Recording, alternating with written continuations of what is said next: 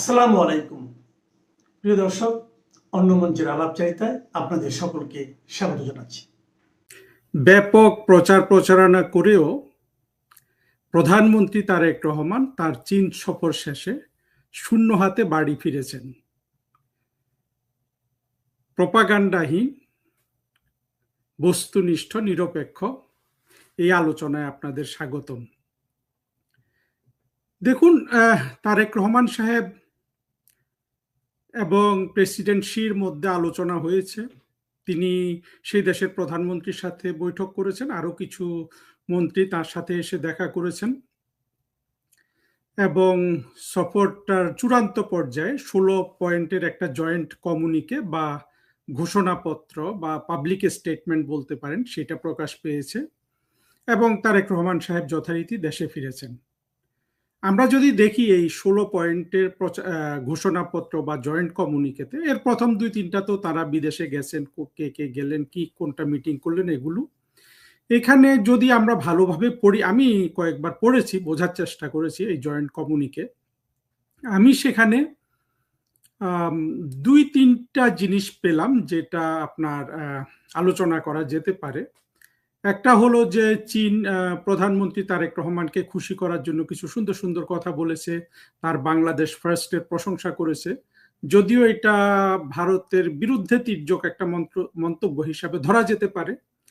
তারপর ইলেকশনের কথা বলা হয়েছে। ইলেকশন নিয়ে, তারেক রহমান সাহেবের ইলেকশন নিয়ে আমাদের আসলে অনেক কথা বলার আছে। এগুলো হলো তারেক রহমান সাহেবকে খুশি করা। এই পয়েন্টগুলোর অবদান বলতে পারেন বাংলাদেশে চীনের যে রাষ্ট্রদূত আছে, সাধারণত যেটা হয়ে থাকে, তার যাতে বাংলাদেশে অবস্থানটা প্রীতিদায়ক হয় সেই জন্য তিনি কন্ট্রিবিউট করেছেন এই জয়েন্ট কমিউনিকেতে। আরেকটা জিনিস দেখলাম যে সেখানে, এটা আগেও বোধহয় বলা হয়েছে, যে 2+2 ডিপ্লোমেসিটা তারা এক্সপ্লোর করবেন। 2+2 কি, এটা আমরা ভারত এবং যুক্তরাষ্ট্রের ক্ষেত্রে খুব ভালো দেখি যে প্রতি বছর ভারতের প্রতিরক্ষামন্ত্রী এবং পররাষ্ট্রমন্ত্রী এবং যুক্তরাষ্ট্রের প্রতিরক্ষা এবং পররাষ্ট্রমন্ত্রীরা একটা বৈঠক করেন, এক বছর ভারতে, এক বছর মার্কিন যুক্তরাষ্ট্রে। এটা 2+2 ডিপ্লোমেসি। এইটা করা যায় কিনা সেই ব্যাপারটা দুই দেশ খতিয়ে দেখবে, এই কথা বলা হয়েছে জয়েন্ট কমিউনিকেতে। তারপরে আরেকটা জিনিস আছে যেটা আসলে আলোচনা না করলেও চলে, সেটা হলো যে বাংলাদেশ এক চীন নীতিতে বিশ্বাস করে, বাংলাদেশ তাইওয়ানের এক্সিস্টেন্সে বিশ্বাস করে না। এইটা আসলে সারা পৃথিবীর নিয়ম, এমনকি যুক্তরাষ্ট্রেরও নীতি, ইন্টারপ্রিটেশনে ভিন্নতা আছে। সুতরাং এইটাকেও এটা ব্যাপক বড় একটা প্যারাগ্রাফ দিয়ে দেয়া হয়েছে এই জয়েন্ট কমিউনিকেতে। এটা তারেক রহমান সরকারের চীনকে খুশি করার একটা প্রয়াস, কিন্তু এটা আমাদের বাংলাদেশের সব সরকারের নীতি হলো এক চীন নীতি। এর বাইরে ব্যবসা বাণিজ্য নিয়ে অনেকগুলো কথা আছে। তারপর তিস্তা নিয়ে একটা কথা আছে, যে তিস্তাতে চীন তার সীমিত আকারে সহযোগিতা করবে।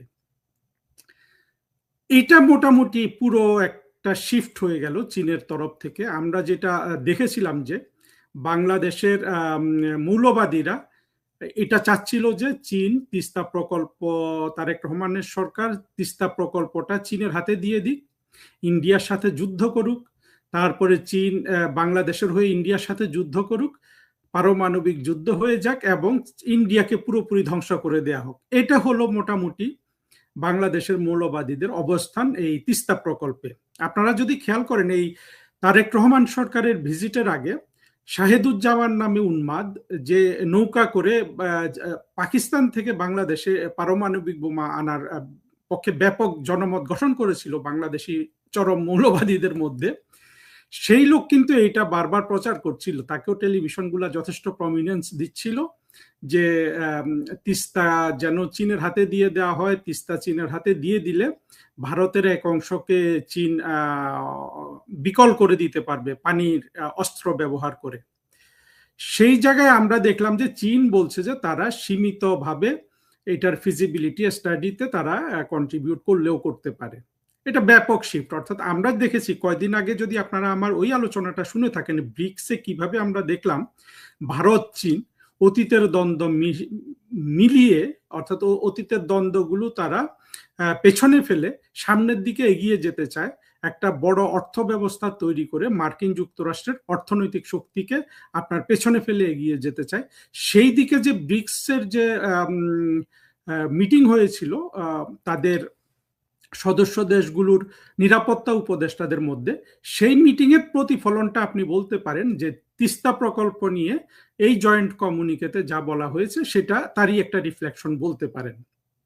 আমি জানি না এটুক পড়ার পর শাহেদুজ্জামানের মতো উন্মাদ আত্মহত্যাই করে বসে কিনা, কারণ এদের খুব আগ্রহ ছিল যে তিস্তা প্রকল্পটা চীনের কাছে দিয়ে দেয়া হোক এবং খলিলকে, রজার খলিল নামক আমাদের যে বর্তমানে পররাষ্ট্রমন্ত্রী আছে, যিনি অবশ্যই এই লোকগুলোর চেয়ে চলনে বলনে কথায় উন্নত মানের, তাকে খুব প্রশংসা করা হচ্ছিল যে চীন একটা খলিল সাহেব একটা ব্যাঘ্র রূপে আবির্ভূত হয়েছেন ভারতের বিরুদ্ধে।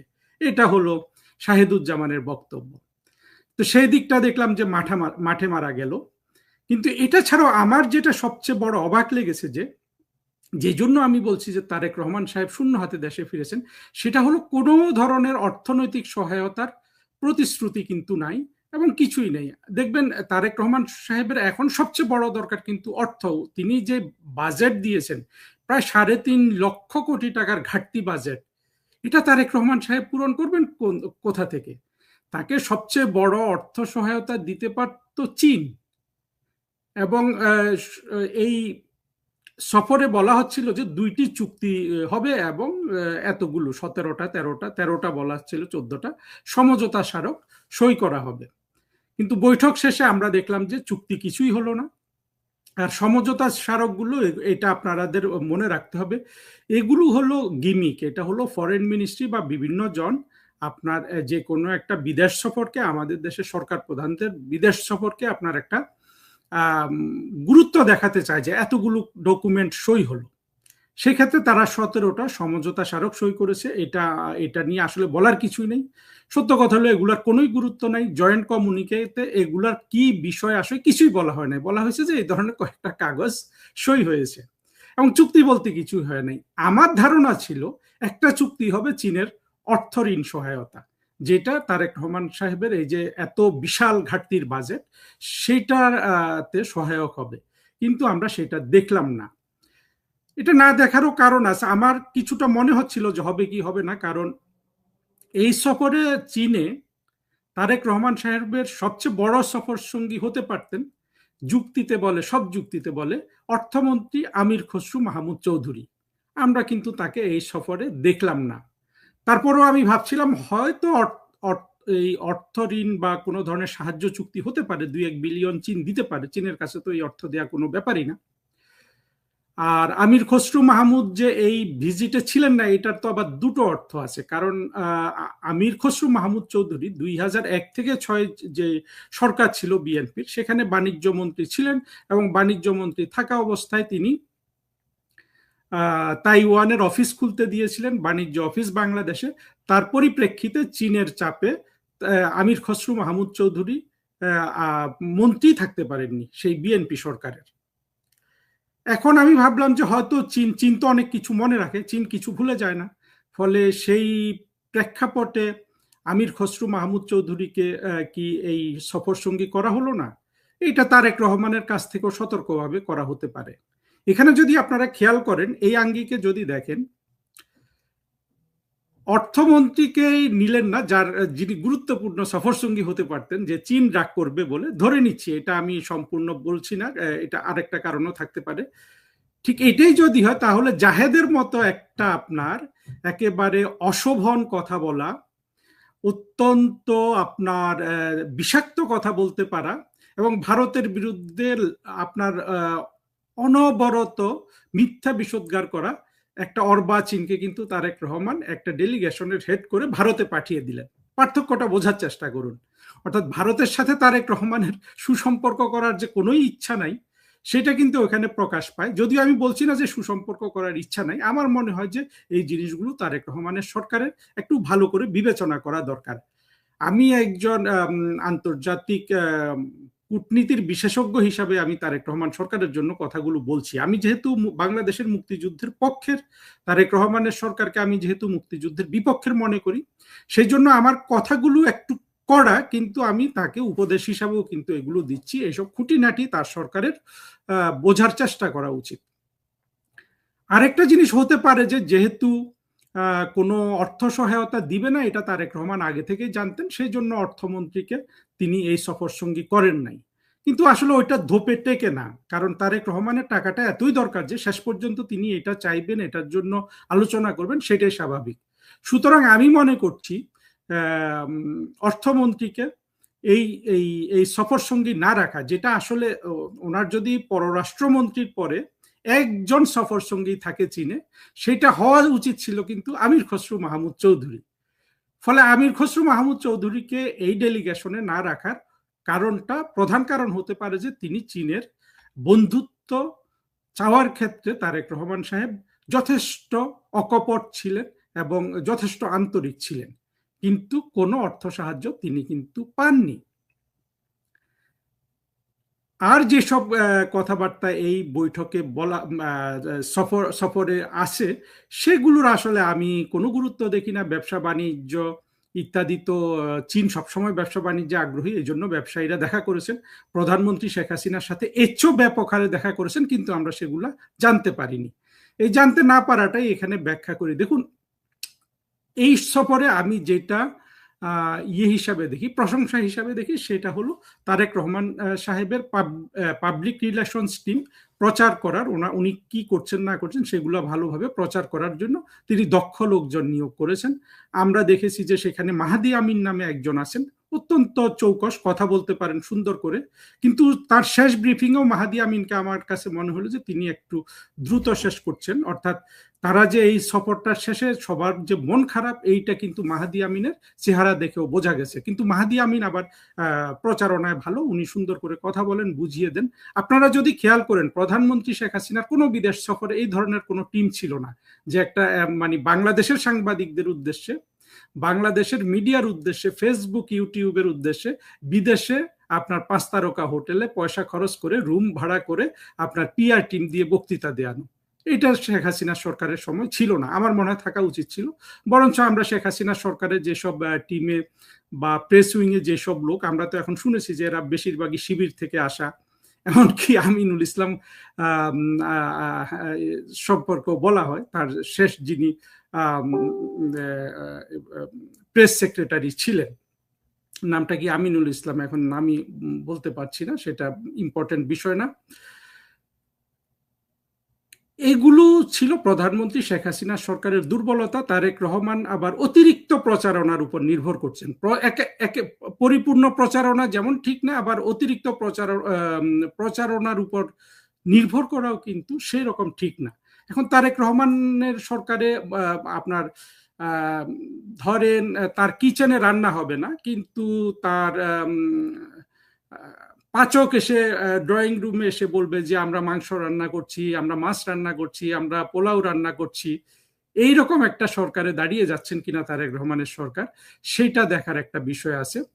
তবে চীন যে কোনো রকম জেনুইন অর্থ সহায়তা বা কোনো ধরনের সহায়তা দিল না, এবং কি তিস্তা প্রকল্প থেকেও সরে আসলো, এর কারণগুলো বোঝা কিন্তু কঠিন নয়। তারেক রহমান সরকার যে পদ্ধতিতে সরকারে এসেছেন, 24-এর জঙ্গি কোয়ালিশনের অভ্যন্তরীণ সমঝোতার মাধ্যমে, এবং সারা পৃথিবীর সবাই তো জানে যারা অর্থ কড়ি দিবেন, সহায়তা করবেন, ঘনিষ্ঠ সম্পর্কের আপনার চেষ্টা করবেন, তারা তো জানেন যে তারেক রহমান সরকার অতি দুর্বল একটা সরকার, যেটা তারেক রহমান দেখিয়ে যাচ্ছেন। এবং সেটা যদি প্রধানমন্ত্রী শেখ হাসিনা সরকারগুলোর মতো বলিষ্ঠ কোনো সরকার হতো, অবশ্যই চীন কিছু না কিছু অর্থ সাহায্যের প্রতিশ্রুতি অন্তত প্রথম একটা সফর হিসাবে তারেক রহমানের দিত, কারণ চীন কিন্তু দীর্ঘমেয়াদে ইনভেস্ট করতে পছন্দ করে। কিন্তু আমরা দেখলাম যে তারেক রহমানের এই ভিজিটে কিছুই করলো না চীন। কিছু সুন্দর সুন্দর কথা বললো, সেই কথাগুলোর আসলে তারা সব সময় বলে থাকে। আর তারেক রহমানের যে পিআর টিম, তারা যা যা ছবি এখানে উঠেছে ছবিগুলোকে ভালো করে প্রচার করলেন। আর মার্কিন যুক্তরাষ্ট্রের সাথে যে বাণিজ্য চুক্তি হয়েছে সর্বগ্রাসী, সেইটার পরে চীন কিভাবে তারেক রহমানের সাথে ভালো সম্পর্ক করে সেটা তো আসলে হয় না।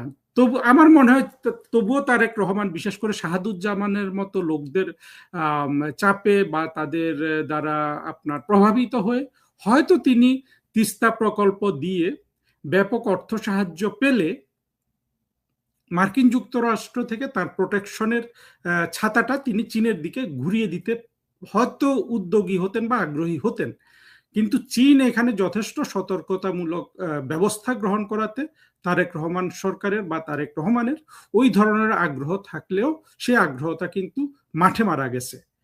এবং মালয়েশিয়া থেকেও আমরা দেখেছি যে তারেক রহমান, যেটা আসলে মূল পয়েন্ট ছিল যে বাংলাদেশের শ্রমিক গ্রহণে মালয়েশিয়া তার যে আপনার ব্যান দিয়েছে সেটা তুলে নেয়া, সেটা কিন্তু মালয়েশিয়া করেনি।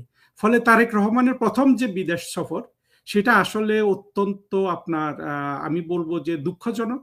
ব্যাপক পাবলিক ডিপ্লোমেসি হয়েছে, ব্যাপক প্রচারণা হয়েছে এবং তারেক রহমানের পক্ষে বাংলাদেশের পুরো প্রচার যন্ত্র এখন কাজ করছে।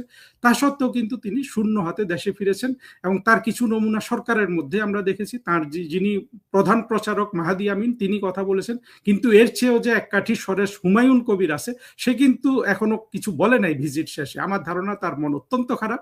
এরা অবশ্যই বাংলাদেশে সাংবাদিক সম্মেলন করে আরো কিছু তাদের পক্ষে কথাবার্তা বলবেন এবং সেগুলোই তারা এই মুহূর্তে তৈরি করছেন, কিন্তু মন খারাপের কারণে আমার ধারণা হুমায়ুন কবিরও কিন্তু এই ভিজিটটার শেষে এখন পর্যন্ত সামনে আসেনি। ফলে তারেক রহমান সাহেবের জন্য আসলে বিদেশ সফরে তার 4 মাসের দেশ শাসনে যেমন কোনো ধরনের সাফল্য নাই, ব্যাপক আপনার খুন খারাপি হচ্ছে, আওয়ামী লীগের লোকজনের উপর নির্যাতন চলছে এবং অত্যন্ত নিষ্ঠুরভাবে তারেক রহমানের সরকার, সালাউদ্দিন, আর্মি, এরা সবাই কিন্তু তারেক রহমানের হয়ে কিন্তু আওয়ামী লীগের উপর আপনার গণনিধন চালাচ্ছে। তো ভবিষ্যতে আমাদের দেখার বিষয় যে শুধু আওয়ামী লীগকে দমন করে তাদেরকে গণহারে খুন করে বিদেশিদের কাছ থেকে কোনো ধরনের ভালো সহায়তা না পেয়ে ভারতের সাথে সম্পর্ক দিন দিন খারাপ করে তারেক রহমানের সরকার শুধু আওয়ামী লীগ নিধনের উপর নির্ভর করে কতদিন টিকে থাকতে পারেন সেটা দেখা হবে আমাদের একটা মানে বিষয় আর কি। আমরা সেটার জন্য অপেক্ষা করব। আসলে কি বলবো, কইলে মায়ে মায়ের খায়, না করলে বাপে আইটা খায়। আসলে মুসলমানেরা তো সম্প্রীতিতে বিশ্বাস করে না। মুসলমান তো সম্প্রীতিতে বিশ্বাস হতে চায় না। সহমর্মিতা, গণতন্ত্র, আগেই বলেছি, যারা গণতন্ত্র, শিক্ষা, শিল্প, সাহিত্য, বিজ্ঞান, গণতন্ত্র কিছুই মানে না। এটা আমার কথা না, এটা কিন্তু তাদেরই বক্তব্য। বীর মুক্তিযোদ্ধা ফজলুল বারী ভাই যে বয়ান দিলেন, এর আগেই তো তারে বলছে তারা জানাজা দিবে না, এইবার তারে সহজ আলায় না দিতে চাইলে হয়। আমি তো চিন্তিত তাকে নিয়ে, কারণ আর আগে তিনি শুধু বলেছিলেন, তিনি সমালোচনা করেছিলেন এই দেশের মুক্তিযুদ্ধ বিরোধী শক্তিকে এবং মৌলবীদের, তার কারণে তারা জানাজা দিবে না, তারা হ্যান করবে ত্যান করবে, কত কথাই না বলেছে। এখন তো সংসদে তিনি এমপি হয়েছেন, তার বিরুদ্ধে দেখেন মিছিল মিটিং কালকে থেকেই শুরু হয় কিনা বা আজকে থেকে শুরু হয় কিনা সেটা এখন দেখার বিষয়। এমনকি তার নিরাপত্তা বিঘ্নিত হয় কিনা সেটাও দেখার বিষয়। শুধু তাকে আরেকটা জিনিস দেখেন, আপনাকে আমি একটু আগে একটা মেসেজ হোয়াটসঅ্যাপে আপনাকে একটা ছবি দিয়েছি, আপনি দেখবেন, যদি দেখানো সম্ভব হয় দেখাবেন। শুধু তাই না, এই পলাশবাড়ির হরিদাস চন্দ্রকে আমি আপনাকে যে ভিডিওটা যে ছবিটা দিয়েছি, উনি নিজে আমাকে দিয়েছেন, আপনাকে ওটা দিলাম। এমন না যে ওটা কেউ আমাকে ফটোকার্ড বানিয়ে দিয়েছে, নিজে আমাকে এটা সেন্ড করেছেন, আপনাকে দিয়েছি, দেখান পারলে সম্ভব হলে।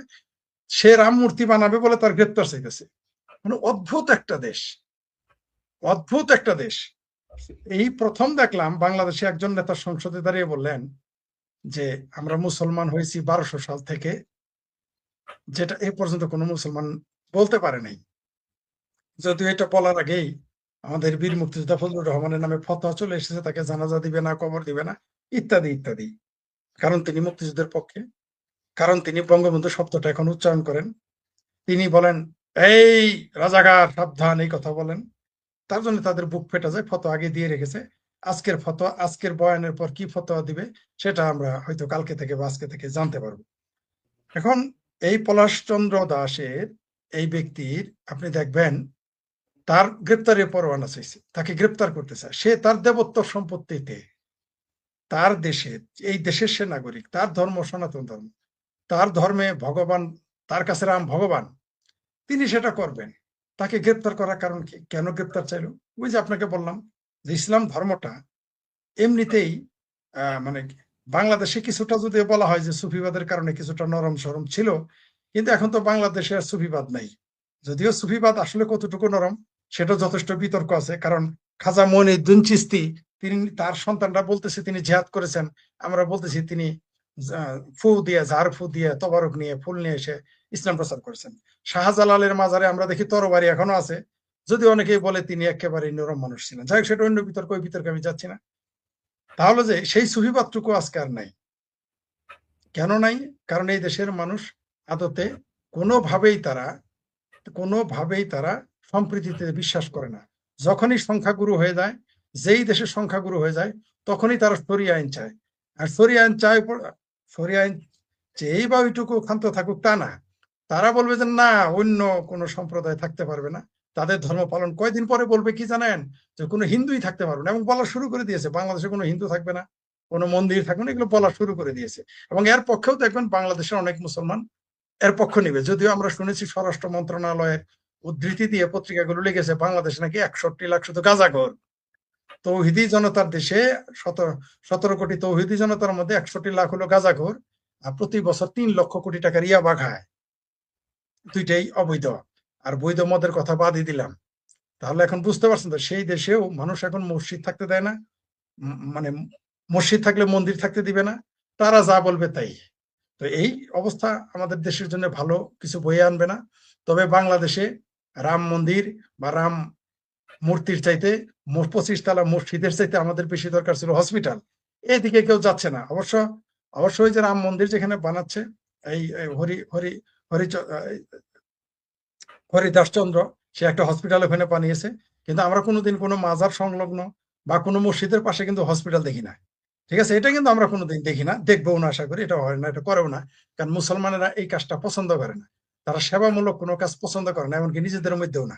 শুধু ভাগ বাটোয়ারা করে খাবে এই ধান্দায় আছে। আপনি দেখেন তো বাংলাদেশে হাটহাজারী মাদ্রাসা কি কোনো হাসপাতাল আছে? নাই। আপনি দেখেন তো, আপনি কোনো মাজারের সাথে হাসপাতাল আছে? নাই।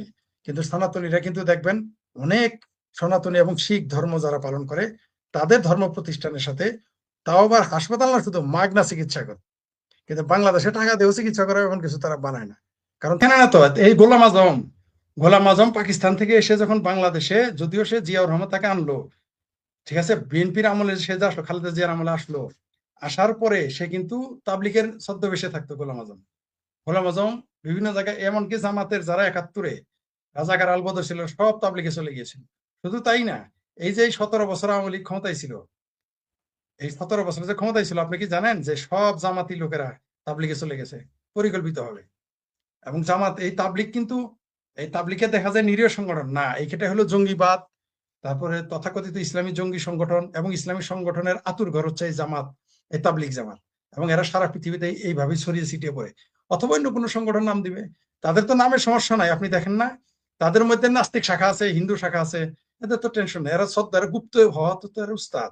এরা গুপ্ত হয়ে ছাত্রলীগে ছিল, গুপ্ত হয়ে আওয়ামী লীগে ছিল এবং আছে, গুপ্ত অর্ধেক। বিএনপিতে যারা এখন আছে ক্ষমতায় রাজনীতি করে, তাদের তো অর্ধেক তো জামাতের গুপ্ত।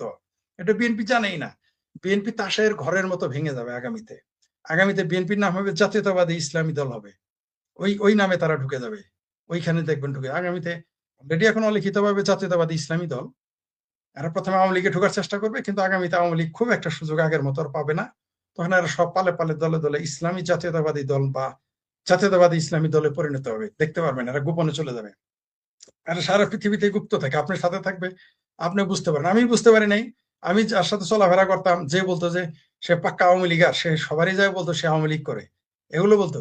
4 তারিখে 5 তারিখে গিয়ে দেখি যে সে হলো সবচেয়ে বড় আগে মিছিলে।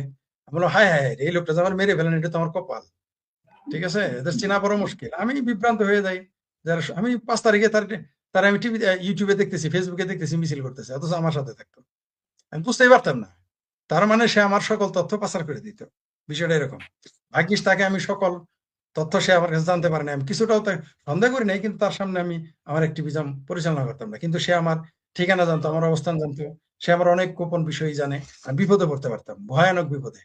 মানে আমি কিন্তু আসলে 5 তারিখের পরে আত্মগোপনে গিয়েছিলাম এই সমস্ত লোকের কারণে আরো বেশি।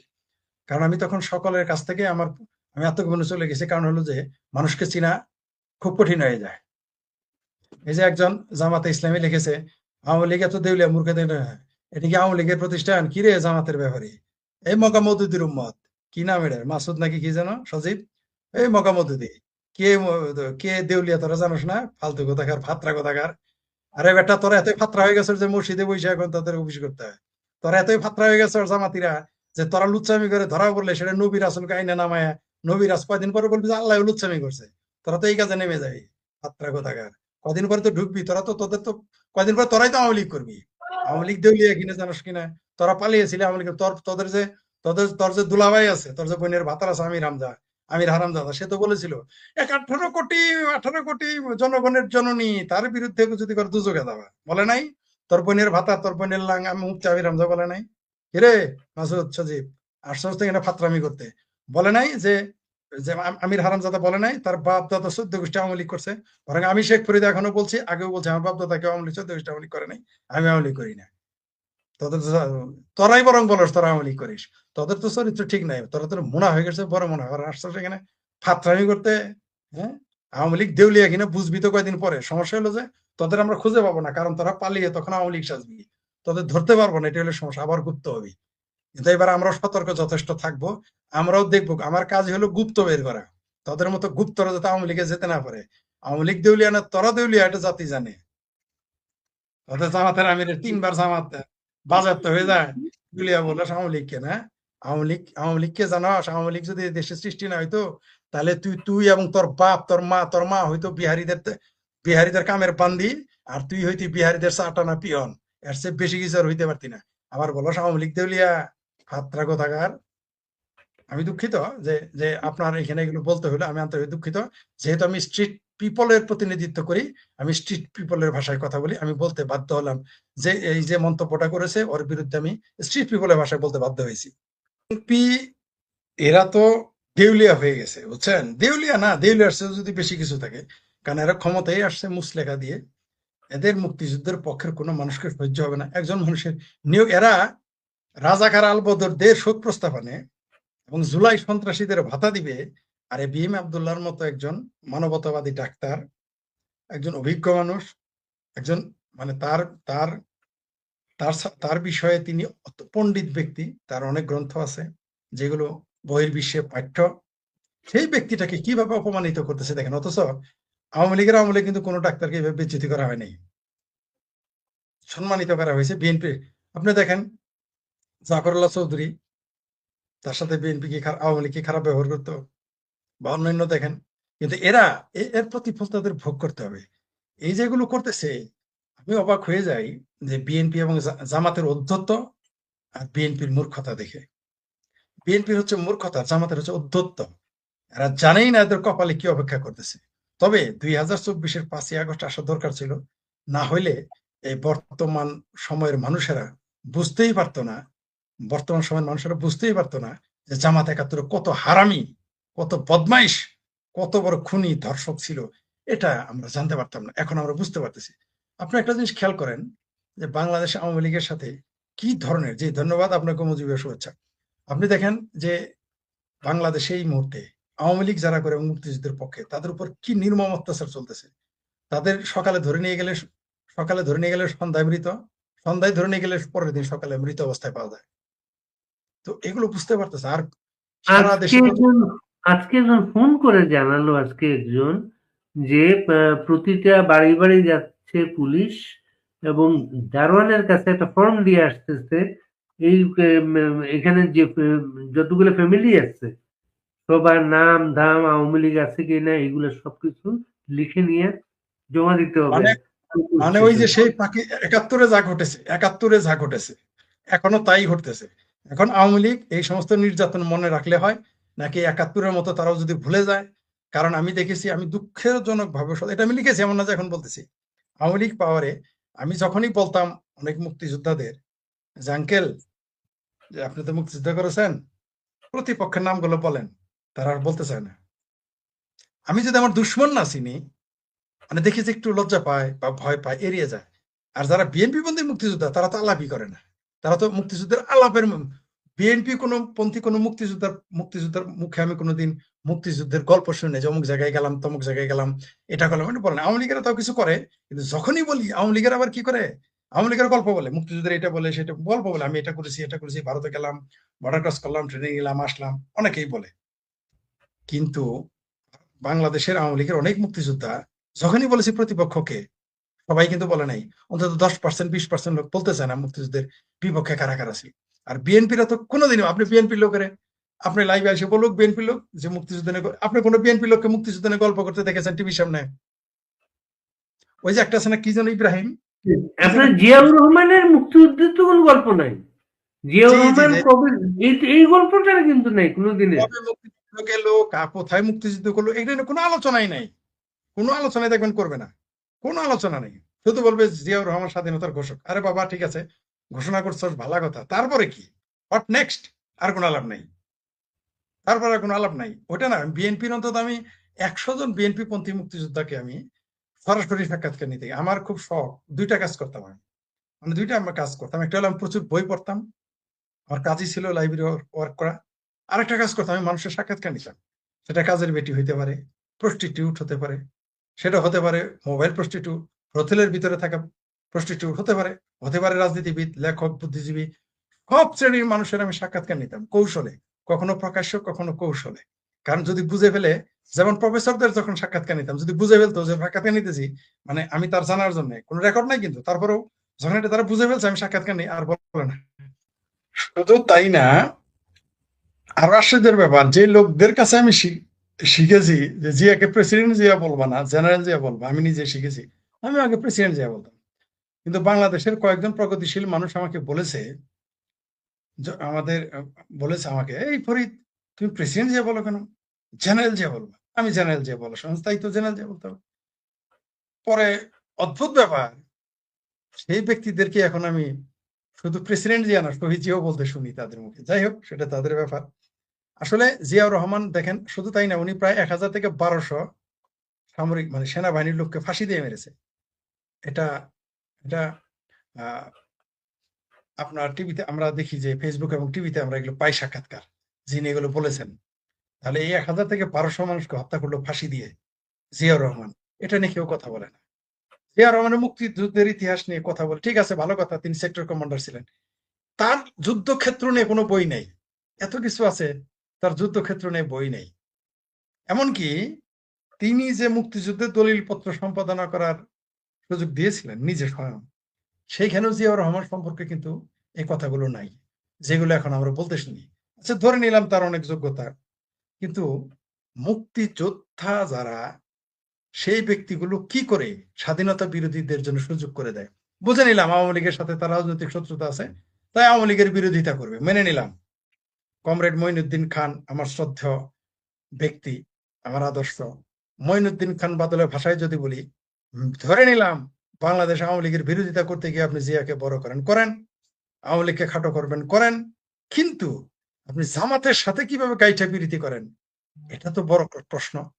আপনি কিভাবে বিএনপির আপনি বলেন আপনার পিতা স্বাধীনতার ঘোষক এবং স্পিকার বানিয়েছেন একজন বীর বিক্রম, একজন স্পিকার বীর বিক্রম, একজন বীর মুক্তিযোদ্ধা, সেই বীর বিক্রমের সংসদে স্বাধীনতার ঘোষকের পুত্র কিভাবে নির্লজ্জ বেহায়ার মতো কিভাবে রাজাকার আল বদরদের শোক প্রস্তাবনে, এর চাইতে লজ্জার, এর মানেই তো আপনি কে বা কি, তার তো কার্যকারিতা। অর্থাৎ আমি বললাম আমি বাংলাদেশি, কিন্তু আমার সকল কাজ পাকিস্তানের পক্ষে। আমি বললাম আমি বাংলাদেশি, আমার সকল চিন্তা চেতনা আফগানিস্তানের।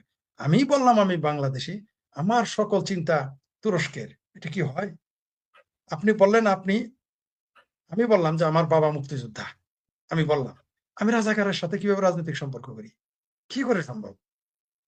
সেটা বিএনপি কি আওয়ামী লীগ কি, অন্তত রাজনৈতিক সম্পর্ক হতে পারে না কোনোদিন। আমি ফরিদ কোনোদিনই জামাতিদের সাথে রাজনৈতিক প্রীতি আমার ছিল না, অতীতেও, এখনো নাই, ভবিষ্যতে হয়তো প্রশ্নই আসে না। কারণ দিন যত যাবে আমার অবস্থান আরো পরিষ্কার হবে, কারণ আমার লড়াইটা কার বিরুদ্ধে? যারা মুক্তিযুদ্ধ বিরোধী, তাদের সাথে আমাদের লড়াই ছিল, আছে এবং থাকবে, এবং আমরা এই লড়াই চালিয়ে যাব। কে থাকবে কে থাকবে না আমাদের দেখার বিষয় না, আমরা বলে যাব, লিখে যাব, প্রয়োজনে রাস্তায় নামবো, ময়দানে নামবো, নেমে মুখোমুখি যুদ্ধে আমরা যাব। অলরেডি আমি তো ঘোষণা দিয়েছিলাম জামাত যদি ক্ষমতায় চলে আসে তাহলে ওই দিন থেকেই যুদ্ধ ঘোষণা আমি করে দেবো, বা এই জামাতের বিরুদ্ধে যুদ্ধ ঘোষণা, এই সরকারের বিরুদ্ধে আমি যুদ্ধ ঘোষণা করবো। কারণ জামাতকে আমরা কোনোদিন স্বাধীনতা বিরোধীদের আমরা কোনোদিন মেনে নিব না, প্রশ্নই আসে না। সরকার, এই সরকারই তো হলো ঘামাসি সরকার, এই সরকারই হলো হামাসি সরকার, এই সরকার হলো হরকতুল মুজাহিদিনের সরকার, এই সরকার হলো পাকিস্তানের কি আরো জঙ্গি বঙ্গি আছে, এগুলো টিটিএলপির সরকার। তো এরা তো এদের পাহারা দিবে না, কাদের পাহারা দিবে? কাদের পাহারা দিবে? এদেরকেই তো পাহারা দিবে। এদের কাঁধে ভর করে তো এই সরকার ক্ষমতা এসেছে, এবং এদের কাঁধে ভর করেই তো আওয়ামী লীগ সরকারকে উচ্ছেদ করেছে। এবং এদের কৌশলটা দেখেছেন? এদের কৌশলটা হলো যে মুসলমানদের কালেমা নিয়ে আসছে যাতে কেউ প্রতিবাদ না করে। আর কৌশল এই যে বাংলাদেশে বিভিন্ন জায়গায় যখন লেখা হইতো, বিভিন্ন গাছে, বাস স্ট্যান্ডে, গাছের ডালে, অজপাড়া গায়ে লিখতো, তারপরে ঢাকা শহরের ফ্লাইওভারে, এমনকি ক্যান্টনমেন্টের ভিতরে যখন লিখতো সুবহানাল্লাহ, আলহামদুলিল্লাহ, আল্লাহু আকবার, এগুলো লিখতো, আমরা তখনই বুঝছি, আমি বলতাম যে এগুলো কিন্তু সর্বনাশ করবে, এগুলো কিন্তু একটা মেসেজ দিচ্ছে, এগুলো কিন্তু একটা সিমটম। ধোঁয়া দেখেই বুঝতে হবে আগুন আসছে নিচে, এগুলো হচ্ছে ধোঁয়া। এটা আওয়ামী লীগ বিএনপিকেও মানে নাই, বিএনপিকেও ভুগতে হবে এই মৌলবাদী শক্তির সাথে। আওয়ামী লীগ মৌলবাদী শক্তির সাথে আপোষ করুক বা যাই করুক, তারা উচ্ছেদ হওয়ার মাধ্যমে তারা মূল্য দিতেছে। এখন বাংলাদেশে আওয়ামী লীগের এখন প্রতিপক্ষ কে? মোল্লা আর মিলিটারি। তারা তারা উচ্ছেদ হয়ে গেছে, তারা ভুক্তভোগী হচ্ছে। কিন্তু বিএনপিও দেখবেন এদের করুণ পরিণতি আসবে। হ্যাঁ, 5ই আগস্ট কেন জঙ্গি আসলে যৌবনে দেখতে, জি জি জি ঠিকই বলেছেন। এবং সামনে আরো আসবে, আরো দেখতে পারবেন, আরো স্পষ্ট হবে।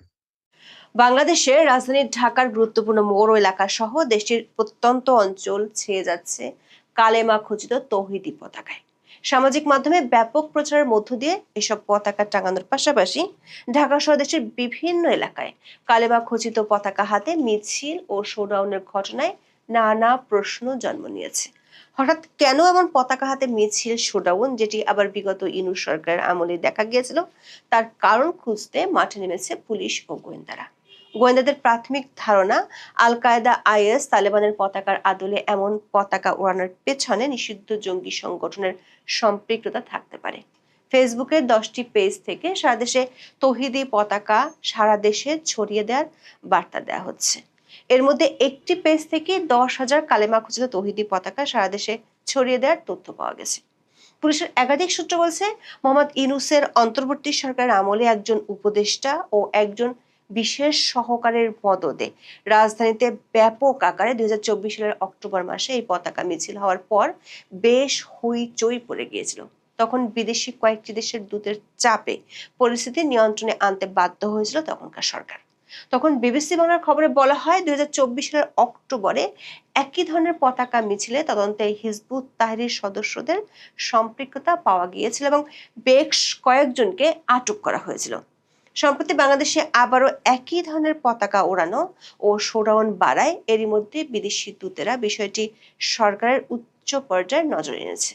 তবে সংশ্লিষ্টরা মনে করেন, জঙ্গিবাদের অভিযোগে আওয়ামী লীগ আমলে গ্রেপ্তার হয়েছিল যারা ইউনূসের আমলে হয় জেল থেকে পালিয়েছে, না হয় জামিন পেয়েছে, এমন বেশ কয়েকজন এর সাথে সরাসরি জড়িত থাকার প্রমাণ মিলেছে। প্রশ্ন হলো, বর্তমান সরকারকে আদৌ গ্রেপ্তার করতে পারবে এদের? ফুটবল বিশ্বকাপ চলাকালে বিদেশি পতাকা ওড়ানোর সংস্কৃতি বাংলাদেশে নতুন নয়। বিশেষ করে আর্জেন্টিনা ও ব্রাজিল, কোথাও কোথাও জার্মানি বা ফ্রান্সের সমর্থকেরা দীর্ঘদিন ধরে নিজের দলের পতাকা টানিয়ে আসছেন। তবে সাম্প্রতিক সময়ে বাংলাদেশের বিভিন্ন এলাকায় সাদা ও কালো রঙের পতাকা উঠতে দেখা যাচ্ছে। বিষয়টি নিয়ে নতুন বিতর্ক তৈরি হয়েছে। এরই মধ্যে দেশের বেশ কিছু সংবাদ মাধ্যমে খবর প্রকাশিত হয়েছে। সংবাদ মাধ্যমগুলোর খবরে বলা হয়েছে, রাজধানী ঢাকার যাত্রাবাড়ি, মিয়ার হানিফ ফ্লাইওভার, মতিঝিল শাপলা চত্বর, সন্দ্বীপ, পাবনার আলিয়া মাদ্রাসা, চট্টগ্রামের হাটহাজারী, যশোর, খুলনার মনিহাট চত্বর, মাদারীপুর, বাগেরহাট, সিলেটের কানাইঘাট, গোপালগঞ্জের কোটালীপাড়া, জামালপুর ও নারায়ণগঞ্জ সহ একাধিক জেলায় এই পতাকা হাতে মিছিল ও মোটরসাইকেল শোভাযাত্রা অনুষ্ঠিত হয়েছে। ঢাকা আরিচা মহাসড়কের হেমায়তপুর থেকে সিংগার সড়ক পর্যন্ত এবং শহীদ রফিক সেতুর উপরে কয়েকশো পতাকা স্থাপন করা হয়েছে। রাস্তার পাশে বিশাল আকৃতির এই পতাকা স্থাপনের ঘটনাও ক্রমশ বাড়ছে। কালেমা খচিত যেসব পতাকা টাঙানো হচ্ছে সেগুলো দুই ধরনের। এর একটিতে সাদার মাঝে কালো রঙে আরবি হরফে লা ইলাহা ইল্লাল্লাহু লেখা, অন্যটি কালো রঙের উপর সাদা আরবি হরফে লা ইলাহা ইল্লাল্লাহু লেখা। সাদার উপর কালো রঙে লেখা পতাকার সঙ্গে মিল আছে আফগানিস্তানের তালেবানের দাপ্তরিক পতাকার। তালেবানের পতাকায় আরবিতে লা ইলাহা ইল্লাল্লাহ যে ক্যালিগ্রাফিতে লেখা, একই ক্যালিগ্রাফি ও নকশায় বানানো পতাকা ওড়াচ্ছেন সংশ্লিষ্টরা। আবার কালোর উপর সাদা রঙে আরবি হরফে লা ইলাহা ইল্লাল্লাহ লেখা পতাকা আল কায়েদার। আন্তর্জাতিক এই সংগঠনের বিভিন্ন শাখা সংগঠনও পতাকাটি ব্যবহার করে। আর দুটি পতাকা ব্যবহার করে বাংলাদেশের নিষিদ্ধ সংগঠন হিজবুত তাহরির। অন্তর্বর্তী সরকার সময় তারা রাজধানীর বায়তুল মোকাররম থেকে মার্চ ফর খিলাফত কর্মসূচি পালনে দুই ধরনের পতাকা ব্যবহার করে। সামাজিক মাধ্যমের পেজগুলোতে অনুসন্ধান চালিয়ে দেখা গেছে, শাইখুনা মিডিয়া নামে একটি পেজ থেকে প্রথম গত 7 জুন এই পতাকার পক্ষে প্রচার করা শুরু হয়। ওই পোস্টে লেখা হয়, ফুটবল বিশ্বকাপ সামনে, ঘরে ঘরে সবাই নিজের দলের পতাকা উড়াবে, আপনার আমার দল তো ইসলাম, মুসলমানের পতাকা তো একটাই, কালেমার পতাকা, ঘরে ঘরে কালেমার পতাকা লাগান। এরপর প্রতিদিন এই পেজটিতে কালেমা খচিত পতাকার পক্ষে একাধিক পোস্ট দেওয়া হয়। এই পেজটির প্রোফাইলে হেফাজতে ইসলাম বাংলাদেশের সাবেক শিক্ষা ও সংস্কৃতি সম্পাদক এবং চট্টগ্রামের আল জামিয়া ইসলামিয়া লালখান বাজারের মাদ্রাসার সাবেক সহকারী পরিচালক মুফতি হারুন ইজাহারের ছবি দেওয়া আছে। বেশ কয়েকটি ফেসবুক পেজে তার একটি ভিডিও পোস্ট করা হয়েছে, যেখানে মুফতি হারুন ইজাহার দেশব্যাপী কালেমা খচিত পতাকা টাঙানোর ডাক দিয়েছেন। ফেসবুকে প্রচার করা একটি ভিডিওতে তাকে বলতে শোনা যায়, আপনারা সব জায়গায় কালেমার পতাকা লাগাই দিবেন। এখন যদি এটা জঙ্গিবাদ হয়ে থাকে তাহলে আর্জেন্টিনা এবং ব্রাজিল এগুলো সব পতাকা নামাতে হবে, এগুলো যেখানে থাকবে কালেমার পতাকাও থাকবে। ফেসবুক পেজ শাইখুনা মিডিয়ার 22 জুনের পোস্টে মোটরসাইকেলে পতাকা শোভাযাত্রার ছবি দিয়ে বলা হয়েছে, অচিরেই বাংলা তার হারানোর রূপ ফিরে পাবে ইনশাল্লাহ। বখতিয়ার খিলজির বঙ্গবিজয়ের দাবানল আবার জ্বলে উঠবে। তার একদিন পর গ্রামের ছোট শিশুদের পতাকা নিয়ে স্লোগান দেওয়ার ভিডিও পোস্ট করা হয়েছে। 18 জনের পোস্টে লেখা হয়েছে, কোন একদিন এদেশের সংসদে কালিমার পতাকা উড়বে। আল কুরআনের দারুস নামের আরেকটি ফেসবুক পেজে গত 13 জুন বিশ্বকাপ উপলক্ষে বিদেশি পতাকার পরিবর্তে কালেমার পতাকা টাঙানোর আহ্বান ক্যাপশনে একটি ভিডিও পোস্ট করা হয়, যেখানে হারুন ইজাহার কালেমার পতাকা টাঙানোর নির্দেশ দেন। এরপর তার অনুসারীরা সাদা ও কালো রঙের কালেমার পতাকা টাঙানোর অভিযানে নামে। এখন রাজধানীর গুরুত্বপূর্ণ মোড়, স্থাপনা, অলিগুলি কালেমার পতাকায় ছেয়ে গেছে। এমনকি শোডাউন ও মোটরসাইকেল শোভাযাত্রা হচ্ছে পতাকা হাতে। হিজরি বর্ষের প্রথম দিন ছিল গত 17 জুন। ওই দিন দুপুরে রাজধানীর যাত্রাবাড়ি শনির আখড়ায় 15 থেকে 20 জন তরুণ নতুন হিজরি বছর 1448-কে ঘোষণা দিতে শোডাউন করে। সেখানে একটি ব্যানার ও বেশ কিছু সাদা কালো পতাকা প্রদর্শন করা হয়। পরে গভীর রাতে তরুণরা যাত্রাবাড়ির হানিফ ফ্লাইওভারের লোহার রেলিং এর সাদা কালো পতাকা সারিবদ্ধভাবে টাঙে। বাংলা স্টিমের খবরে বলা হয়েছে, শোডাউনের আয়োজক এবং পরে ফ্লাইওভারে পতাকা টাঙানোর দলে ছিলেন তামিম আল আদনান, ফেসবুকে যিনি টক অফ ইনসান পেজ পরিচালনা করেন। একইভাবে জাহেদুল ইসলাম মিরাজের আসিদক নামে প্রায় 2 লাখ অনুসারীর পেজ রয়েছে। আর এনামুল হাসান ফেসবুকে ইবারা নামে পেজ পরিচালনা করেন। শোডাউন ও পতাকা টাঙানোর কাজে নেতৃত্ব দেন রাজধানীর নাজিমউদ্দিন রোডে শরিয়া গ্রাজুয়েশন ইনস্টিটিউটের শিক্ষক মাওলানা বায়েজিদ খান। এই ইনস্টিটিউটের প্রতিষ্ঠাতা পরিচালক আবার মুফতি হারুন ইজাহার। ইবারা এবং আসিদক পেজ থেকে নিয়মিত সাদা কালো পতাকা বিক্রি করা হচ্ছে। শোডাউনের দিন সকালে নিজের ফেসবুক আইডিতে শেয়ার করা ভিডিওতে এনামুলকে বেশ কিছু সাদা কালো পতাকা প্যাকেট করতে দেখা যায়। পতাকা অর্ডার করতে তিনি ইবারা পেজের লিংক দিয়ে যোগাযোগ করতে বলেন। 17 জুন রাত 12:58 এনামুল হাসান যাত্রাবাড়ি ফ্লাইওভার থেকে লাইভ করেন। তিনি হুঁশিয়ারি দেন, এসব পতাকা কেউ খুললে কঠিন পদক্ষেপ নিতে বাধ্য হবেন তারা। এ সময় ফ্লাইওভারের 2 পাশে লাগানো পতাকা দেখে এনামুল বলেন, ঢাকা সহ বিভিন্ন অলি গলিতে তারা পতাকাগুলো লাগাবেন। এই কাজে দাওয়া ফাউন্ডেশন তাদের সহযোগিতা করেছে বলে লাইভে উল্লেখ করেন। দাওয়া ফাউন্ডেশনের ফেসবুক পেজে 18 জনের পোস্টে বলা হয়েছে, দাওয়া ফাউন্ডেশন থেকে 1000 পতাকা বিনামূল্যে হাদিয়া ও বিতরণ করতে চাই। ফ্লাইওভার থেকে পতাকা খুলে নেওয়ার পরদিন 19 জুন হাটহাজারীতে বিক্ষোভ হয়। সেখানেও ছিল সাদা কালো পতাকা।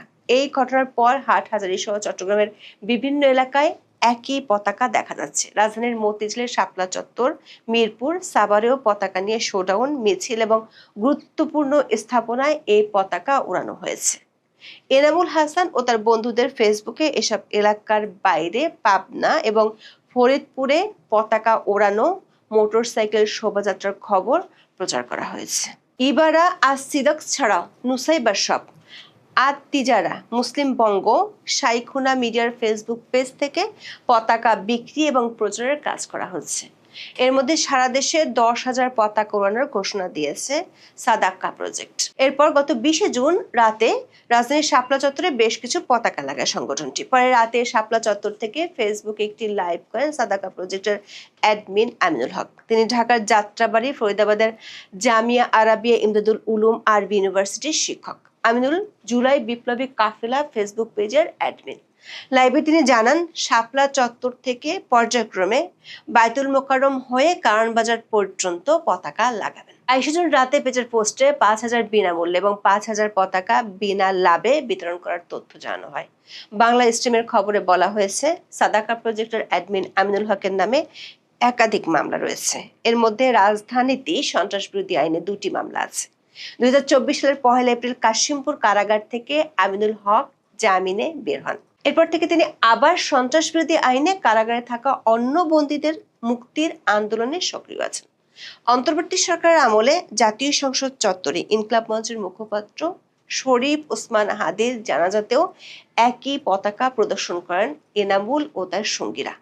ওই সময় তামিম আল আদানের টক অফ ইনসান পেজ থেকে শেয়ার করা ভিডিওতে পতাকা দেখিয়ে এনামুল হাসানকে বলতে দেখা যায়, এই কালেমার পতাকা আজকে নিচে আছে, এটা আগামীতে কিছুদিনের মধ্যেই সংসদ ভবনের উপরে উঠবে। নিরাপত্তা বিশ্লেষকরা মনে করেন, বাংলাদেশের গুরুত্বপূর্ণ মোড় স্থাপনায় এরকম কালেমা খচিত পতাকা বসানোর মধ্য দিয়ে দেশটিকে এক ধরনের ব্র্যান্ডিং করা হচ্ছে। বাংলা স্ট্রিমের এক খবরে বলা হয়েছে, নিরাপত্তা বিশ্লেষকরা এগুলোর সঙ্গে Al Qaeda, ISIS, Taliban, Hizbut Tahrir মতো সংগঠনের পতাকার নকশার মিলের তথ্য নিশ্চিত করেছেন। তারা সংগঠিত এই পতাকা কর্মসূচিকে নিজেদের অবস্থান পোক্ত এবং দেশের সরকার ব্যবস্থাকে অস্থিতিশীল করার ষড়যন্ত্র হিসেবে দেখছেন। এর পেছনে গোয়েন্দা ব্যর্থতাকেও দায়ী করছেন নিরাপত্তা বিশ্লেষকরা। নিরাপত্তা বিশ্লেষক অবসরপ্রাপ্ত ব্রিগেডিয়ার জেনারেল AKM শামসুদ্দিন বলেছেন, এখনো সময় আছে, বিষয়টি খুব শক্তভাবে না দেখলে দেশের সর্বনাশ হবে। বাংলাদেশে উগ্রবাদী সংগঠনের অপতৎপরতা নিয়ে পুলিশের বিশেষায়িত ইউনিট CTTC ও ATU কাজ করে। ডিএমপির কাউন্টার টেররিজম অ্যান্ড ট্রান্সন্যাশনাল ক্রাইমের এক কর্মকর্তা বলেছেন, যাত্রাবাড়িতে ফুটবল সমর্থকদের মিছিলে IS এর মতো কালো পতাকা উড়ানোর দৃশ্য তাদের নজরে এসেছে। বিষয়টি বিব্রতকর। ভিনদেশি কূটনীতিকদের মাধ্যমে খারাপ বার্তা যাচ্ছে। পুলিশ ও গোয়েন্দাদের একাধিক সূত্র নিশ্চিত করেছে, 2024 সালের অক্টোবরে ঢাকা সহ বিভিন্ন জায়গায় কালেমা খচিত কালো পতাকা নিয়ে মিছিল হয়েছে। সেখানে বিভিন্ন স্কুল কলেজের শিক্ষার্থীরাও অংশ নেয়। মিছিল থেকে ফিলিস্তিনের গণহত্যা বন্ধ, ইসলামের নবীকে কটূক্তির প্রতিবাদ কিংবা ইসলামিক খেলাফত কায়েমেরও দাবি তুলতে দেখা যায়। ওই বছরের 7 অক্টোবর BBC বাংলার প্রকাশিত এক খবরে বলা হয়েছে, আইন শৃঙ্খলা বাহিনীর পক্ষ থেকে তখন বলা হয়েছিল, যারা এমন পতাকা নিয়ে মিছিল করছে তারা নিষিদ্ধ ঘোষিত সংগঠন হিজবুত তাহরির সদস্য। তখন Dhaka Notre Dame college, Dhaka college, Wills Little Flower স্কুলের শিক্ষার্থীরা রাজধানীতে কালেমা খচিত পতাকা নিয়ে আলাদা আলাদা মিছিল বের করেছিল। টাইমস অফ বাংলাদেশের খবরেও আইন শৃঙ্খলা বাহিনীর সদস্যদের বরাত দিয়ে বলা হয়েছে, তখন যারা সাদা কালো পতাকা নিয়ে মিছিল করেছে তারা নিষিদ্ধ ঘোষিত সংগঠন হিজবুত তাহরির সদস্য। এরপর অভিযান শুরু হলে বেশ কয়েকজনকে আটক করা হয়।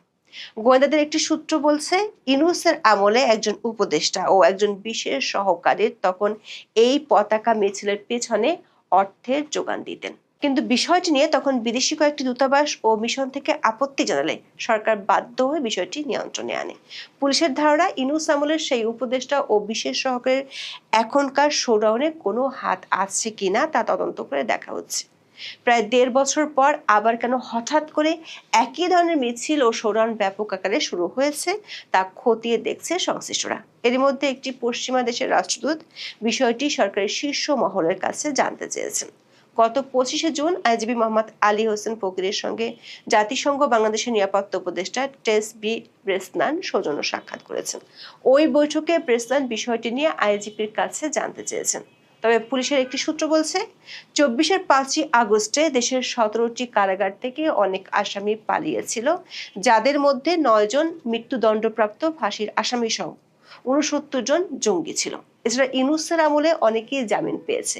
তাদের কারো কারো সংশ্লিষ্টতা পতাকা মিছিল ও শোডাউনে পুলিশ খুঁজে পেয়েছে, কিন্তু সরকার তাদের আদৌ গ্রেপ্তার করতে পারবে কিনা তা নিয়ে খোদ পুলিশের মধ্যেই সন্দেহ আছে। এখন এ পর্যন্ত, সবাই ভালো থাকুন। কয়েকদিন আগে একটি ভিডিও করেছিলাম, সম্ভবত 3-4 দিন আগেই। সেখানে আমি বলেছিলাম যে ভারত রংপুর দখলের কোনো ইচ্ছা কিংবা পরিকল্পনা ভারতের নেই, এবং এই কথা শুনে অনেকেই আমাকে প্রশ্ন করেছেন এবং তারা বলতে চান না না তা নয়, ভারত অন্য কিছু ভাবছে। আমি বলেছিলাম না, ভাবছে না। তখন তারা আবার কেউ কেউ এর কমেন্টে লিখেছিলেন ভারত যুদ্ধ প্রস্তুতি যেভাবে গড়ে তুলছে শিলিগুড়ি করিডরকে নিয়ে এবং উত্তর পূর্বের রাজ্যগুলোতে, তাতে বাংলাদেশে যুদ্ধে এগিয়ে চলেছে, যুদ্ধের কথা ভাবছে ভারত, এটাই প্রমাণিত হয়। আজকের ভিডিওতে আমরা এই বিষয়টি নিয়ে কথা বলবো, যেটা নিয়ে সাম্প্রতিক সময়ে নানা রকম আলোচনা, জল্পনা, অনুমান আর রাজনৈতিক ব্যাখ্যা ছড়িয়ে পড়েছে। বিষয়টা হলো ভারতের পূর্বাঞ্চলীয় নিরাপত্তা কৌশল, বিশেষ করে শিলিগুড়ি করিডর, ব্রহ্মপুত্রের নিচে টানেল আর বাংলাদেশ সীমান্ত ঘিরে ভারতের নতুন পরিকাঠামো পরিকল্পনা, এবং এর সঙ্গে রংপুর দখলের কোনো যোগ আছে কিনা এই বিষয়টি। অনেকেই বলছেন ভারত নাকি শিলিগুড়ি করিডরকে এতটাই শক্তিশালী করতে চাইছে যে ভবিষ্যতে এই সরু পথ আর মুরগির গলা থাকবে না, হয়ে যাবে হাতির গলায় এলিফ্যান্টস নেক। কারো কারো মতে ভারতের লক্ষ্য নাকি রংপুরের দিকেও চাপ তৈরি করা, এমনকি রংপুর দখলের মতো চিন্তাও নাকি আছে ভারতের। আবার কেউ বলছেন শিলিগুড়ি করিডরে ভূগর্ভস্থ রেল লাইন, ব্রহ্মপুত্রের নিচে সড়ক, রেল টানেল, এসব আসলে যুদ্ধের প্রস্তুতি। কিন্তু যুদ্ধটা কার সঙ্গে, সত্যিটা কি, আজ আমরা সহজভাবে ধাপে ধাপে সেটা বুঝে নেব। প্রথমেই আসি শিলিগুড়ি করিডর কেন এত গুরুত্বপূর্ণ সেই বিষয়টা। প্রথমে খুব সহজ করে বলি, শিলিগুড়ি করিডোর হলো ভারতের এক অত্যন্ত সরু ভূখণ্ড, যেটা 60 কিলোমিটারের মতো লম্বা এবং 20 থেকে 22 কিলোমিটার সর্বোচ্চ চওড়া, যেটা মূল ভূখণ্ডকে উত্তর পূর্ব ভারতের সঙ্গে যুক্ত করে। এটাকে অনেকেই এজন্য চিকেন স্নেক বলে থাকেন, সহজ নাম শিলিগুড়ি করিডর। এই করিডরটা ভৌগোলিকভাবে খুবই সংবেদনশীল। একদিকে নেপাল, অন্যদিকে বাংলাদেশ, কাছেই ভুটান, আর আরও উত্তরে চীন। অর্থাৎ ভারতের উত্তর পূর্বাঞ্চলে পৌঁছানোর যে স্থলপথ, তার একটাই বাস্তব কেন্দ্রবিন্দু হলো এই করিডর। এখানে যদি বড় ধরনের বাধা তৈরি হয়, যুদ্ধ, নাশকতা, সেতু ধ্বংস, রেলপথ বিচ্ছিন্ন, রাস্তা কেটে দেয়া, তাহলে উত্তর পূর্ব ভারতের যোগাযোগ মারাত্মকভাবে ব্যাহত হতে পারে। সেই কারণেই ভারত এই এলাকাকে শুধু একটি রাস্তা হিসেবে নয়, বরং একটি কৌশলগত লাইফলাইন হিসেবে দেখছে। রংপুর দখল বা কেনা, এই জল্পনা কি বাস্তবসম্মত? ভারত কার্নাড নামে ভারতের যে কেন্দ্রীয় আমাদের নীতি নির্ধারক মহলে, সেখানে একটি পরিচিত নাম ভারত কার্নাড। তিনি বলেছেন একটি গুরুত্বপূর্ণ প্রসঙ্গ। তিনি বলেছেন ভারতকে রংপুর হয় দখল করে নিতে হবে, নইলে কিনে নিতে হবে। কি কারণে? চিকেন স্নেককে আরো মজবুত করার জন্যে। সুতরাং তার কথা হচ্ছে বাংলাদেশকে ভেঙে শিলিগুড়ি করিডর কি তাহলে ভারত বাড়াতে চাইছে? একথা কেউ কেউ বলেন যে পশ্চিমবঙ্গের চোপড়া, আসামের ধুবড়ি, বিহারের কিষানগঞ্জ ও মিজোরামে যে 4টি গ্যারিসন বা সামরিক ঘাঁটি নতুন তৈরির প্ল্যান করেছে ভারত, এবং সে পথে এগিয়ে চলেছে, অনেক কাজ হয়েও গেছে, সেসবও নাকি বাংলাদেশকে টুকরো করার প্ল্যান থেকে। কিন্তু আদতে কারণ অন্য। এই ঘাঁটিগুলোর মূল লক্ষ্য উত্তর পূর্ব ভারতের সাথে যোগাযোগ ও রসদ সরবরাহ অবিচ্ছিন্ন রাখা, যাতে কোনোভাবেই ব্যাহত না হয়। সুতরাং বাংলাদেশকে টুকরো করা দখল নেওয়া এ ধরনের দাবির পক্ষে কোনো নির্ভরযোগ্য প্রমাণ দেখা যাচ্ছে না। এগুলো বেশি শোনা যায় রাজনৈতিক জল্পনা, গুজব, উত্তেজনাকর মন্তব্য বা সোশ্যাল মিডিয়ার অতিরিক্ত আলোচনায়। বাস্তবে যে প্রকল্পগুলো সামনে এসেছে সেগুলো একেবারেই আলাদা ভাষায় কথা বলছে। আর শিলিগুড়ি করিডোরের নিচে যে ভূগর্ভস্থ রেল লাইন তৈরির ব্যাপক পরিকল্পনার দরকারই হতো না যদি রংপুর দখল করে ওই সরু চিকেন স্নেককে চওড়া করার প্ল্যান থাকতো ভারতের, তাহলে এত খরচ করে মাটির নিচে এটা করতে পারতো না। কি করতে চলেছে ভারত একটু পরে বলছি। বোঝাতে পারলাম কি ব্যাপারটা? জায়গাটা সংকীর্ণ বলে সেটা কেটে দেয়া বা নাশকতা তৈরি করে রাস্তা সহজে বন্ধ করে দেয়া যায়, কিন্তু রংপুর দখল করলে তো সেই সম্ভাবনা থাকে না। তখন তো সেটা খুবই প্রশস্ত হয়ে যায়, তখন মাটির ওপরেই তো পরিকাঠামো আরো মজবুতভাবে গড়ে তোলা যায়। রংপুর দখলের কোনো পরিকল্পনা ভারতের নেই বলেই শিলিগুড়ি করিডোরের নিচে ভূগর্ভে বিশাল পরিকাঠামো গড়ে তুলছে ভারত। আমি তো এটাই মানি। এখন আবার প্রশ্ন ওঠে, তাহলে এত যে যুদ্ধের জন্য তৈরি থাকার পরিকল্পনা ভারতের, সেটা যদি আক্রমণ করার উদ্দেশ্যে না হয়, তাহলে কি আক্রান্ত হওয়ার কথা ভেবে উন্নত হচ্ছে ভারত? তাদের উন্নত করছে পরিকাঠামো? কে আক্রমণ করবে ভারতকে? না, বাংলাদেশ প্রত্যক্ষভাবে সে সাহস করবে না।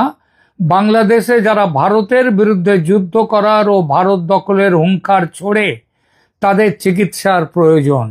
তবে প্রত্যক্ষ যুদ্ধে না জড়ালেও বাংলাদেশ অন্যের হয়ে, যথা চীনের হয়ে, পাকিস্তানের হয়ে ভারতের বিরুদ্ধে পরোক্ষ যুদ্ধে কিংবা কখনো যুদ্ধে ঝাঁপ দিতেই পারে।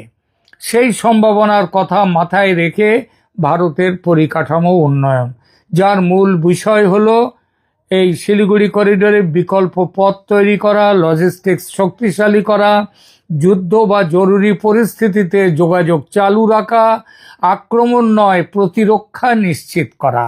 আর এই উদ্দেশ্যে শিলিগুড়ি করিডোরে যে পরিকাঠামো উন্নয়নের প্ল্যান, সেটা হলো 3 মাইল হাট থেকে রাঙাপানি পর্যন্ত প্রায় 36 কিলোমিটার ভূগর্ভস্থ সুড়ঙ্গ তৈরি। মোট 6টি রেল লাইন থাকবে, যার 4টি থাকবে ভূমির ওপরে, 2টো থাকবে ভূমির গর্ভে। মাটির কতটা গর্ভে, কতটা গভীরে এই ভূগর্ভ রেলটা থাকবে? 20 থেকে 24 মিটার গভীরে, যার অর্থ প্রায় 65 থেকে 80 ফুট গভীরে মাটির নিচে থাকবে। সহজ হিসাব, একটি 6 থেকে 7 তলা বাড়ির সমান মাটির নিচে এই রেল লাইন হবে। এটা এমনভাবে তৈরি হবে যে বাংকার, ব্লাস্টার, বোমা, এমনকি পারমাণবিক বোমা পর্যন্ত সেখানে পৌঁছবে না। অর্থাৎ ভারত এখন দখল নয়, বরং নিজের সুরক্ষা আর অবিচ্ছিন্নতার দিকে বেশি নজর দিয়ে এই তৈরি করছে। ভূগর্ভস্থ রেল লাইন কেন, প্রশ্ন আসতেই পারে। এখন আসি সবচেয়ে আলোচিত বিষয়ে, শিলিগুড়ি করিডোরে ভূগর্ভস্থ রেল লাইন। এটা শুনলেই অনেকের মনে প্রশ্ন আসে, এত ব্যয়বহুল একটা প্রকল্প কেন? এটা কি শুধু সামরিক ব্যবহারের জন্য? আংশিকভাবে উত্তর হলো, এতে সামরিক গুরুত্ব আছে, কিন্তু সেটা একমাত্র কারণ নয়। এই প্রকল্পের মূল উদ্দেশ্য হচ্ছে, আগেই যেটা বলেছি, একটা অত্যন্ত ঝুঁকিপূর্ণ করিডোরের ভেতর দিয়ে এমন একটা রেলপথ বানানো যা যুদ্ধকালীন পরিস্থিতিতেও চালু রাখা সম্ভব হবে। যদি ওপরের রেল লাইন ক্ষতিগ্রস্ত হয়, তাহলে নিচের রুট দিয়ে রসদ, ট্রেন, সামরিক সরঞ্জাম বা জরুরি পণ্য চলাচল চালু রাখা যাবে। মানে এটা এক ধরনের ব্যাকআপ সিস্টেম। যেমন আপনার বাড়িতে বিদ্যুৎ চলে গেলে জেনারেটর থাকে, তেমনি গুরুত্বপূর্ণ করিডোর দুর্বল হলে বিকল্প পথ তৈরি রাখা হয়।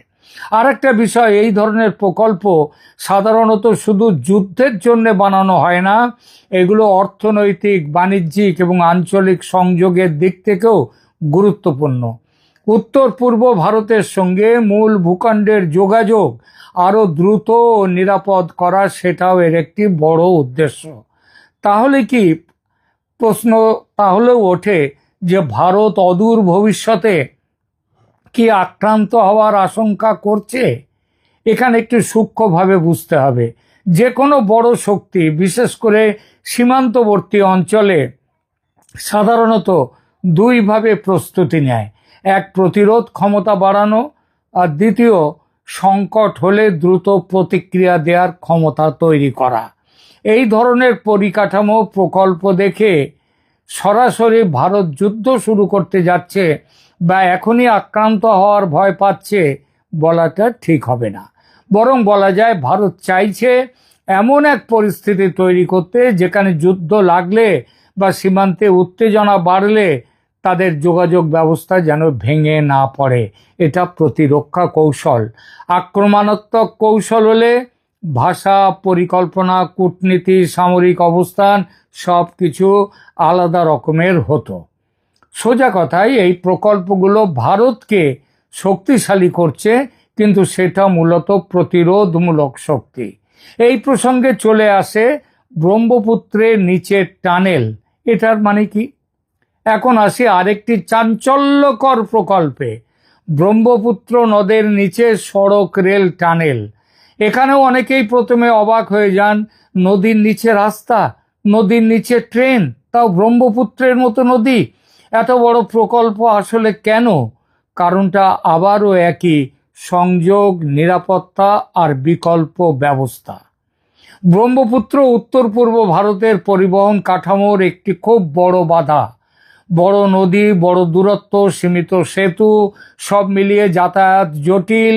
যদি নদীর ওপর থাকা সেতুগুলো কোনো কারণে ক্ষতিগ্রস্ত হয়, তাহলে এই ধরনের ভূগর্ভস্থ টানেল বিকল্প রুট হিসেবে কাজ করতে পারে। আর এখানে শুধু সামরিক দিক নয়, অর্থনৈতিক দিকও আছে। অসমে এবং সমগ্র উত্তর পূর্ব ভারতে শিল্প, কৃষি, পণ্য পরিবহন, যাত্রী চলাচল সব কিছুর জন্যই দ্রুত নিরাপদ সংযোগ দরকার। মেনল্যান্ডের সাথে যাতে খুব তাড়াতাড়ি সম্পর্ক তৈরি করা যায়। সুতরাং এটাকে শুধু সামরিক টানেল বলা পুরো ছবিটা দেখায় না। এটা তৈরি হলে উত্তর পূর্ব ভারতের রাজ্যগুলির অর্থনীতি, যোগাযোগ ব্যবস্থার ব্যাপক পরিবর্তন হবে। একটা ছোট্ট উদাহরণ দিচ্ছি। অসমের গহপুর থেকে নুমালীগড়, যেখানে এই ব্রহ্মপুত্রের নিচে দিয়ে সেতুটা যাবে, এই গহপুর থেকে নুমালীগড় এর দূরত্ব হচ্ছে 240 কিলোমিটার। যাতায়াতে সময় লাগে কমপক্ষে 6 ঘন্টা। আর ব্রহ্মপুত্রের নিচে দিয়ে টানেল হলে এই দূরত্ব নেমে আসবে 34 কিলোমিটারে। এই পথ পাড়ি দিতে সময় লাগবে তখন মাত্র 20 মিনিট। এই প্রকল্প ভারত সরকারের ক্যাবিনেট কমিটির ছাড়পত্র পেয়ে গেছে। কাজের প্রাথমিক কাজ শুরু হয়ে গেছে।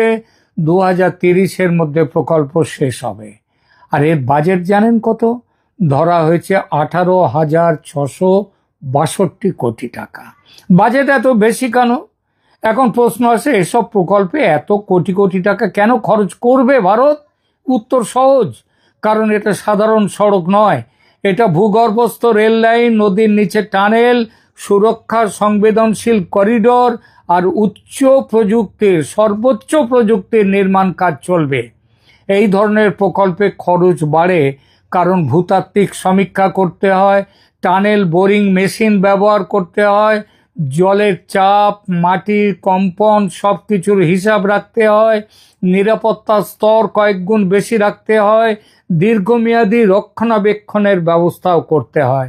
অর্থাৎ এটা সস্তার প্রকল্প নয় মাটির উপরের। কিন্তু ভারতের দৃষ্টিতে এই খরচ ভবিষ্যতে নিরাপত্তা, স্থিতিশীলতার বিনিয়োগ, সাথে সাথে উত্তর পূর্বের রাজ্যগুলির অর্থনৈতিকভাবে এগিয়ে যাওয়া, তার দিকে লক্ষ্য রাখা। বাংলাদেশকে ঘিরে ভারতের ভাবনা তাহলে কি? এখন সবচেয়ে স্পর্শকাতর প্রসঙ্গ, বাংলাদেশ নিয়ে ভারত কি করতে চায়।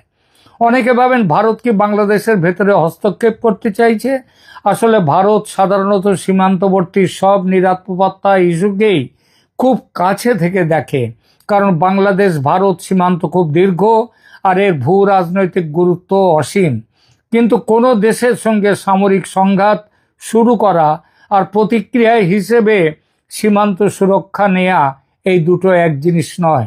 বর্তমান পরিস্থিতিতে যা দেখা যাচ্ছে সেটা হলো ভারত নিজস্ব সীমান্ত সুরক্ষা, যোগাযোগ ব্যবস্থা, রেলপথ, সড়কপথ ও সামরিক লজিস্টিক্স শক্তিশালী করছে।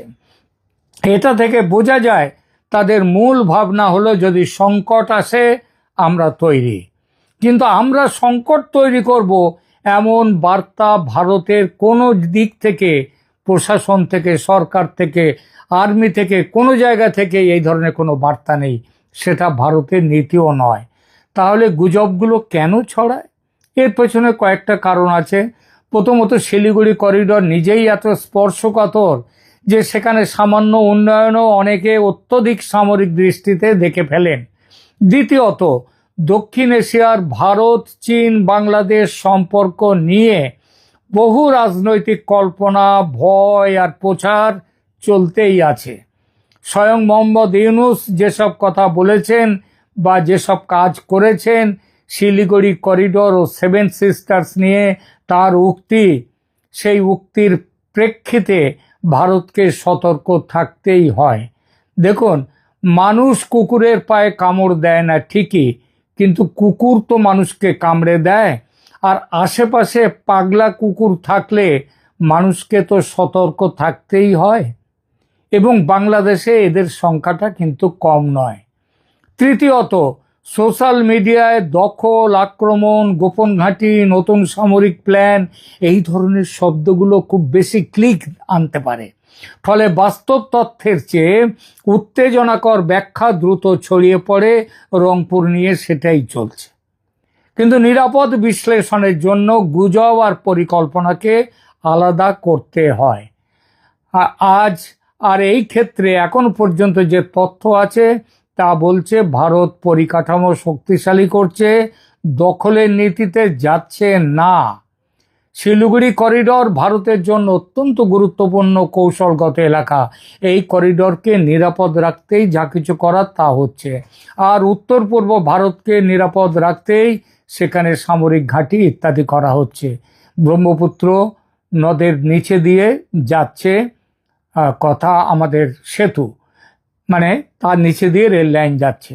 আমাদের মতো বিশ্লেষক, সাংবাদিক আর কন্টেন্ট নির্মাতাদের জন্য সবচেয়ে জরুরি কাজ হলো গুজবের চেয়ে বাস্তব কাঠামোকে বোঝা।